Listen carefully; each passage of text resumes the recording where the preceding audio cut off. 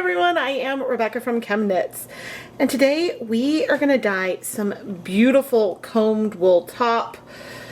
Oh gosh, the difference between top and roving is always something that is a little tricky to me. Now, this is some fiber I got from Paradise Fibers at one point, and I don't remember what it is. I know that this is 100% wool, but what breed of wool?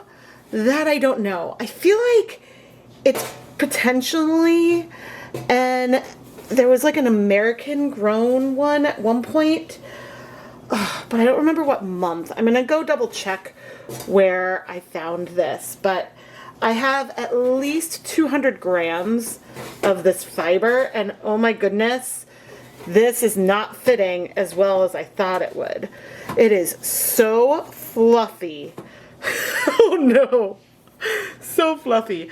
But it came in this organza bag, so therefore I think it was part of the fiber club. But anyway, I plan to dye this fiber twice. But the first thing I need to do is pre-soak it here in the pan. I'm planning on pre-soaking this here in the dye bath, so that way I don't have to agitate things quite as much. But it may take some time for this to soak in because it likely has some beautiful natural oils in it. I'm trying to just lightly press without agitating things too much. So that was just 8 cups of water. And now here's 8 more cups of water, but this time I also have 6 tablespoons of white vinegar in it. The breed of wool doesn't matter a ton except for the fun of it, right? Goodness. I will go double check in a moment. This is why I need to label things better. This is my fault, not Paradise Fibers. Now, I am a Paradise Fibers affiliate, which means that if you click on a link to them in the video description, I may earn a commission if you make a purchase after following that link. Ugh. Okay, so far so good. I think I want to add a bit more water. I may mix up 8 more cups of water with 3 tablespoons of white vinegar. I don't think I'm gonna add all of it. I'll save the last like 2 to 3 cups so we can have this on hand while we're dyeing. But now I feel like our fibers are floating a bit more. But as for the 2 layers of dyeing I plan to do today, first I want to dye this sort of a bright neon-esque rainbow.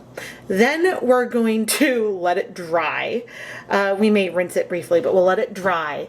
We will crochet it into a braid and overdye the whole thing with black, where we should have resist, so some of those neon points should pop out later, in theory.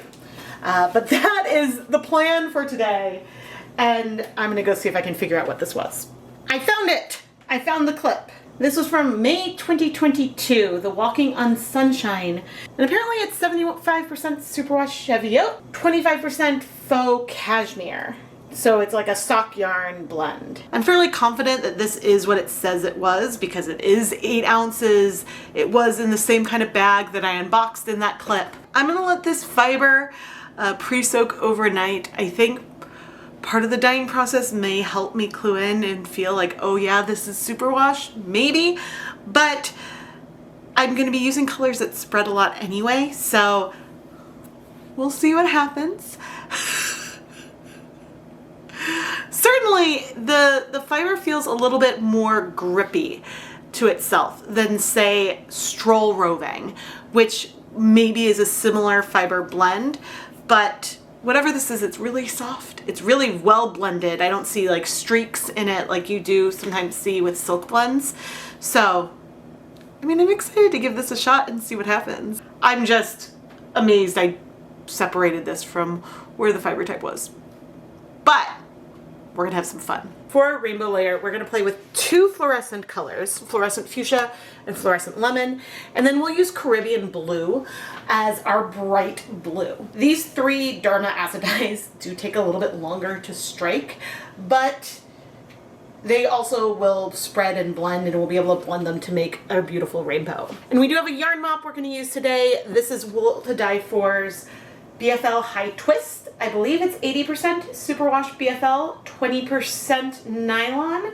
It's a 2-ply yarn, but editing Rebecca will correct me if I'm wrong. Oh, because I've been wrong so much today. But as we're applying our dye powder to our fiber, when I have dye on my fingertips, we'll be wiping it onto that yarn mop. And to add insult to injury, the magnetic bar light I put on the bottom of my microwave so that way you can see all this clearly needs recharging. So maybe I should order a second one. But anyway, I'm gonna go put on my deluxe rubber respirator mask, safety glasses, and gloves so we can start applying the dye powder to our fiber while it is still cold. We do have acid in here already, but the reason why we're starting cold is so that way I can spread things out a little bit more.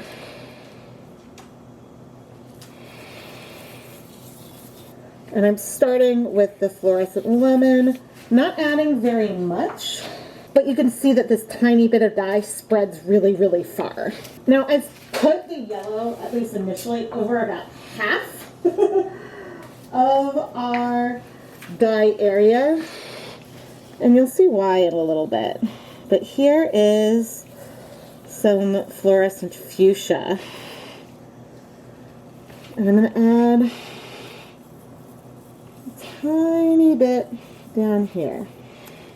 And the reason why I'm adding so little of the pink, I'll probably add some more, but that's to bring in our orange.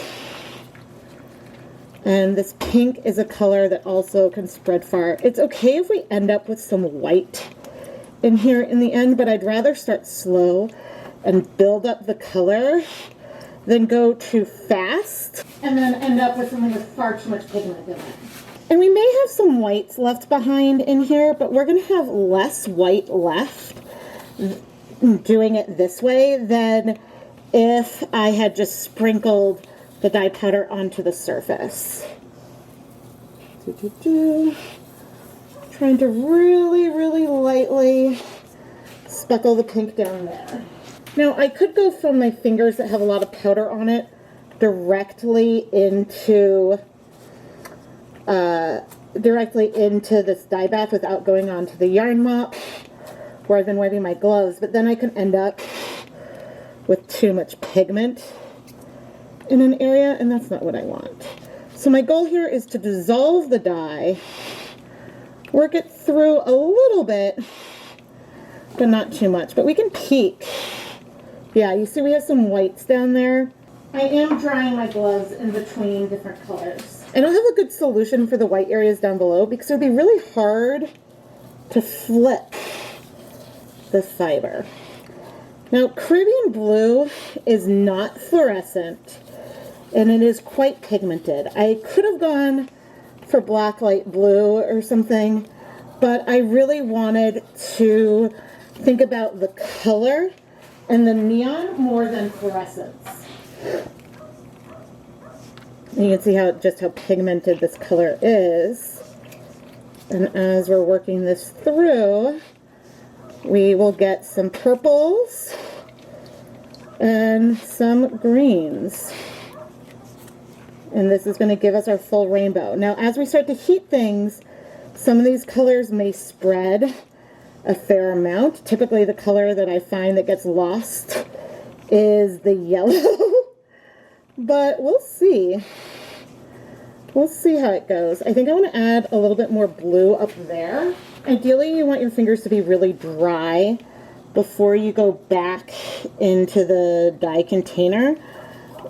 Because you do not want, as much as possible, to introduce moisture in here. And you'll probably notice that when I'm speckling the powders on, I'm spreading them out. I'm trying to work this back into the blue area. But I'm spreading them out versus adding clumps in different areas. And the reason for that is if I were to clump the dye and add too much in any given spot, I'm coming in with some more yellow, that could result in like a glob of dye that will be hard to dissolve. And you can't wash fiber as vigorously as maybe you would wash yarn, because you don't want to risk felting anything.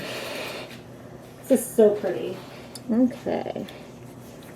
Working this through. And I would say we've got a really pretty rainbow here. And I just moved this briefly so we could see the full rainbow without the shadow. Now we're gonna start heating things up. And I'm gonna keep I just took off my mask. I'm gonna keep a close eye on this, but I wanna heat it for at least 30 minutes because we want the colors to strike. But what's just occurring to me, I want to add some more acid as well.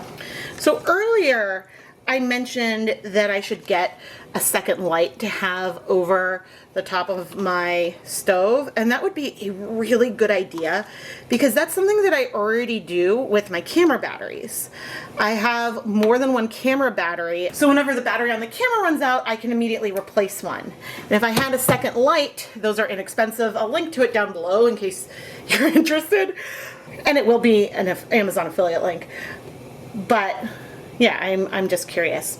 Now, as we heat things, colors may move. We have a lot of resist in here from where the fiber is itself, but sometimes heat just causes things to shift. But as we're warming things up, and I'm going from high to medium heat, one other thing I want to point out is I'm really glad I started the rainbow with the blue in the center. A lot of times if I do it on the end, the blue can get so pigmented at the end that it can be hard to add that purple. And so it was easier for me to spread out the blue, starting it in the middle, and the yellow, hopefully we'll keep some of the yellow. But again, we'll see. And the thing with having some white left is that once we go ahead and spin it, it doesn't matter if the color placement is not perfectly placed or symmetrical. So I'm not worried, but I'm very excited about this. So I'll see you in about 30 minutes. Second light ordered. All right, we've got a little bit of pink. The blues are mostly struck. There's a hint of some yellow. I am believing, I'm gonna peek towards the bottom. Okay, I see some color going down there. I'm believing more and more that this is superwash because if it was not superwash, I don't think the colors would have struck this fast. Oh man.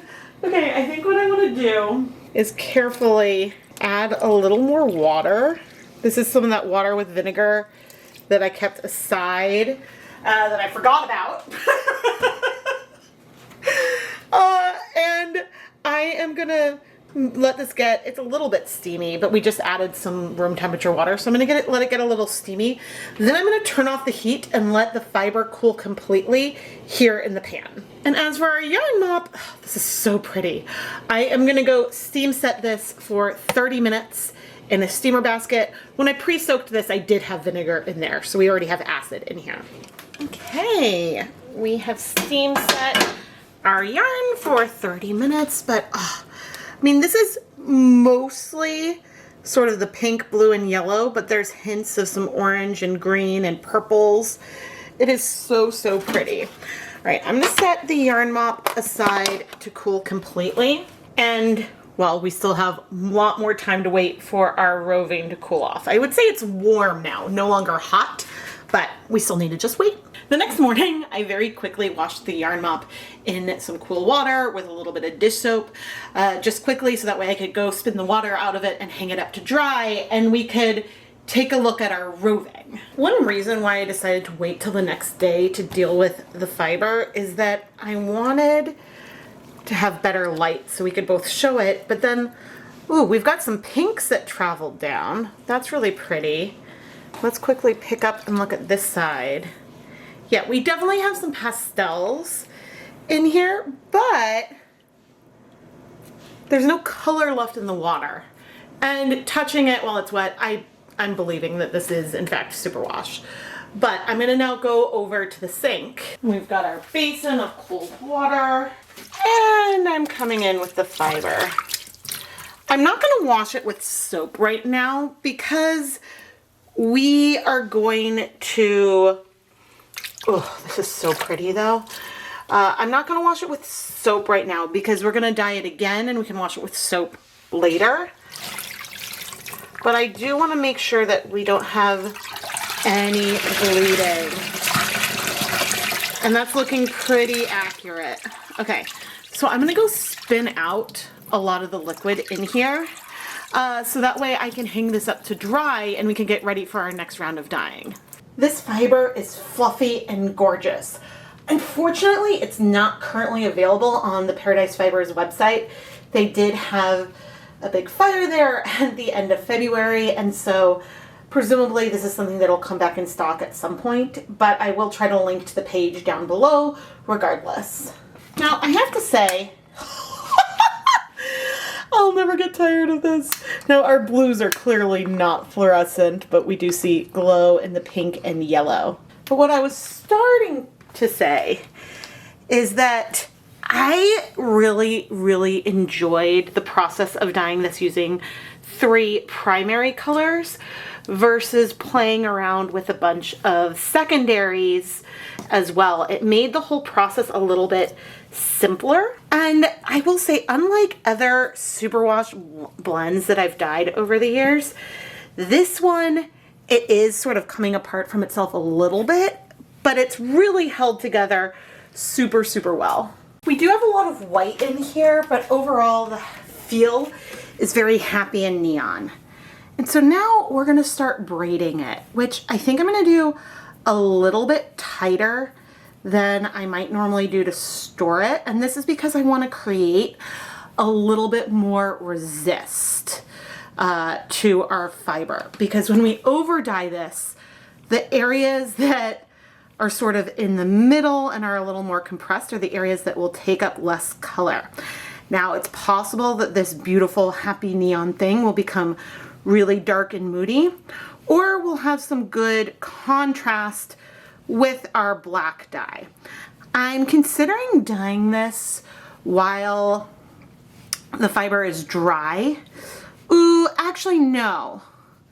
No, I was thinking, oh, I should dye it while the fiber is dry so it's a little bit patchier. But if I do that, I think the fiber will soak up more dye, and so then we actually might get more coverage than if I have it really saturated. You know, it's I'd say a 50-50. Ooh, I don't know what would be best. But clearly, this is an experiment for me to try some other day to do braided roving, start with one pre-soaked versus one dry to see what happens. Ugh, I want more of this fiber. I love how fluffy, you can tell how crimped it is. And so for a superwash yarn, it's not gonna pull apart super easily, but oh my gosh, it is so lovely. Man, I am now debating with myself what I want to do, because really you could see things going in both directions. This is so hard. So I could either carry on with this as I have planned, or I could do the other experiment I mentioned first. However, since I don't have any more of this fiber, if I were to do a side-by-side of pre-soaked yarn braid versus adding dry braid to a dye pot, it would be a different fiber content, so colors would strike differently. And so, yeah, that's too many variables. We'll just go ahead and proceed. But first, let's take a look at our yarn mop. I have done many different iterations of neon yarn mops over the years, and I have to say, I love this one because when the 3 primaries combine, you get those secondary tones. You're not getting as much of overlap between contrasting colors, right? Is that what you would call like purple and yellow or blue and orange? And so, I don't know, it's just vibrant and super happy. And of course, glowy under the black light. One other nice thing about the yarn mop is that we're gonna have something to compare to when we dye the roving, and it's almost an element of the before that we had. But yeah, I guess we gotta go set up for dyeing round 2. A couple days later, I put my deluxe rubber respirator mask, safety glasses, and gloves back on and measured out 1 gram of the True Black DHarma acid dye and dissolved it in hot tap water. I did a lot of waffling over how much dye to use, the ratio of dye to fiber, and also I was waffling on whether to add the fiber to the pot, wet or dry, and I decided on dry. So now that the dye is all dissolved, let's head over to the dye bath. This is my 12-quart dye bath, and I filled it a little over halfway with water. I haven't added acid yet, and so I don't have a firm volume for the amount of water that we have in here, which shouldn't be a problem. The water, I've been starting to warm it up. It's not hot yet. It's a little warm, but I'm still gonna rinse out the cup in the sink versus put it in there so I don't melt it. Here we come with one rinse. The reason why I ended up picking an entire gram of black dye is I'm hoping that the color we get will be dark, but then, yeah, maybe not too much coverage. We'll see. Okay, I'm bringing over a cup of white vinegar. This is a lot of acid, around 250 milliliters, where a tablespoon of white vinegar is 15 milliliters. So just for a reference point. So over 16. I'm doing a very quick back of the envelope. Oh. And so this is a reasonable amount of white vinegar. This is the 5% acetic acid. And I'm gonna wait for this to warm up a bit more before we come and add our roving. Y'all, I'm nervous. And the sad thing is, whatever we get is still gonna be really pretty, even if it's black over the neons and we don't see the bright, vibrant color. I just love neon so much that it's really hard for me to add it to black. But let's go in. I don't know how easily this is gonna soak up the color. I'm trying to just go nice and slow. It is soaking in pretty quickly.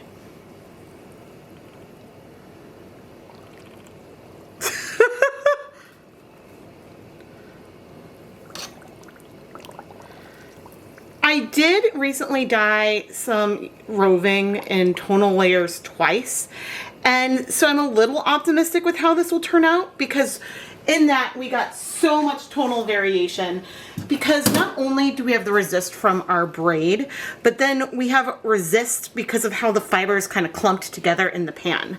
Now, with the fiber in a braid, we actually have maybe some more surface area exposed. I don't know, but here's a good thing.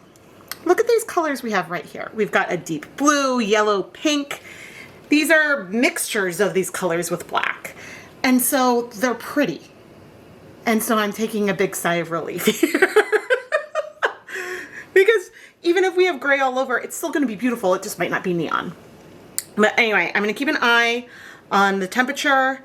I don't want things to boil too much or anything, but let's heat this for 30 minutes and see how we're doing with the color we have left of the dye bath. I'll admit the bubbling got a little bit vigorous at one point. Vigorous is a bit of an exaggeration, but let's see. Most of the color is in our fiber. And if I pull this to the side, we almost see a little bit of pink in there that could have bled. Ooh. Ooh. Yay. Okay, I kind of peeked. It's not super neon, but we definitely have some great resist in here. All right, I'm gonna turn off the heat, leave the fiber in the pot so it can cool off. After a couple of hours, I may remove it, but right now it's so hot that I'm just gonna leave it here in the pot. But okay, we're definitely gonna have some contrast. I should have known we would have that anyway. I just don't know how much of the neon will still be there, but it's gonna be pretty. It's the next morning and time to finally wash our fiber. Gonna pop this into some cool water. I haven't added any soap yet. All the color is absorbed, which is always a good sign. And as we move this, we can see some peaks of some brighter color. I don't know if it's still gonna feel neon or what, but we feel the color. Okay, I took a tiny bit of some dish soap, adding it into the water. Gentle, gentle. I guess I can add a little bit more soap. on a tiny bit of soap. Fill this up. And then we can add our 8 ounces of fiber back in. I love black with rainbow colors, and I'll love it even if the colors are more muted. It's hard for me to cover up neon sometimes. But we also have no bleeding here, which is great. Okay, I am going to carefully finish rinsing out the soap. Then I'm going to put all this fiber through my spin dryer to spin out as much of the water as possible, and I'll hang it up to dry. I don't want to unbraid it until it is dry, because we don't need to do that much agitation on wet fiber. Oh, I see some blues. Oh, I'm so excited. Like whenever it shifts, we get some peaks of the lighter color. I probably could have used less black, but I should reserve judgment until we've opened it up. Pre-orders for the 2024 Summer Mini Skein Mini Series yarn sets are now available in the ChemKnits Creations Etsy shop. This year's SMSMS will start on July 8th, and every night there will be a new yarn dyeing video featuring mini skeins and creating mini skein sets. And your mystery set of 5 20-gram mini skeins will be featured in one of the videos. There's a huge variety of yarn bases that you have to pick from, and the whole thing is gonna be so much fun. There'll be cute packaging, fun extras, and there's even some add-ons, and you can learn more over in the listing in my Etsy shop. I'll have it linked down in the video description. Looking at just our fiber, it's really pretty. I haven't opened it up yet, and just remember, this is the brightness that we had to start. Let's open it. All right, we've got resist. We have some bright patches. They aren't quite as bright, I think, as they were to start with, but we definitely have some nice pops. Like here, we almost feel the neon, but I think in a lot of the other areas, it's feeling a little bit pastel.